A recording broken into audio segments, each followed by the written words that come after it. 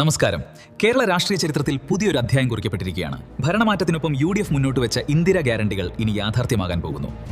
VD സതീശന്റെ നേതൃത്വത്തിൽ UDF കൈവരിച്ച ഈ വിജയത്തിന്റെ രസതന്ത്രം എന്താണ്? ആരാണ് VD സതീശൻ? എങ്ങനെയാണ് അദ്ദേഹം ഈ വിജയത്തിലേക്ക് UDF നയിച്ചത്? നമുക്ക് നോക്കാം. ഇദ്ദേഹത്തിന്റെ നേതൃത്വ ശൈലി നമുക്ക് നോക്കാം. നിയമസഭയിൽ വെറും ആരോപണങ്ങൾ ഉന്നയിക്കുന്നതിന് പകരം കൃത്യമായ രേഖകൾ സഹിതം സർക്കാരിനെ പ്രതിരോധത്തിലാക്കുന്ന അദ്ദേഹത്തിന്റെ ശൈലി പരാമർശിക്കാം. യുവത്വവും അനുഭവം, പഴയ തലമുറയെയും പുതിയ തലമുറയെയും ഒരുപോലെ കൂടെ നിർത്താൻ അദ്ദേഹത്തിന് കഴിഞ്ഞു എന്നത് പ്രധാനമാണ്. ഇലക്ഷൻ വിജയത്തിലെ പങ്ക്. പുനർജനി മുതൽ ഇന്ദിരാ ഗ്യാരണ്ടികളും, അതായത് 3000 രൂപ പെൻഷനും ഇൻഷുറൻസും പോലുള്ളവയെല്ലാം ജനങ്ങളിലേക്ക് എത്തിക്കുന്നതിൽ അദ്ദേഹം വഹിച്ച പങ്ക് വളരെ വലുതാണ്. ഇദ്ദേഹത്തിന്റെ ചിട്ടയായ പ്രവർത്തനം, ഗ്രൂപ്പ് രാഷ്ട്രീയത്തിന് അതീതമായി പാർട്ടിയെ ഒന്നിപ്പിക്കാൻ അദ്ദേഹം നടത്തിയ ശ്രമങ്ങൾ.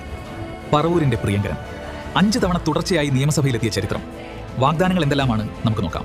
സ്ത്രീകൾക്ക് KSRTCയിൽ സൗജന്യ യാത്ര, വിദ്യാർത്ഥിനികൾക്ക് 1000 രൂപ പ്രതിമാസം, ക്ഷേമ പെൻഷൻ 3000 രൂപ, 25 ലക്ഷത്തിന്റെ ഉമ്മൻചാണ്ടി ഹെൽത്ത് ഇൻഷുറൻസ്, യുവാക്കൾക്ക് 5 ലക്ഷം രൂപ വരെ പലിശരഹിത വായ്പ. VD സതീശന്റെ ഈ പുതിയ ഇന്നിംഗ്സിനെ കുറിച്ച് നിങ്ങൾക്ക് എന്ത് തോന്നുന്നു? ഈ വാഗ്ദാനങ്ങളിൽ ഏതാണ് നിങ്ങളെ ഏറ്റവും കൂടുതൽ ആകർഷിച്ചത്? താഴെ കമന്റ് ചെയ്യൂ.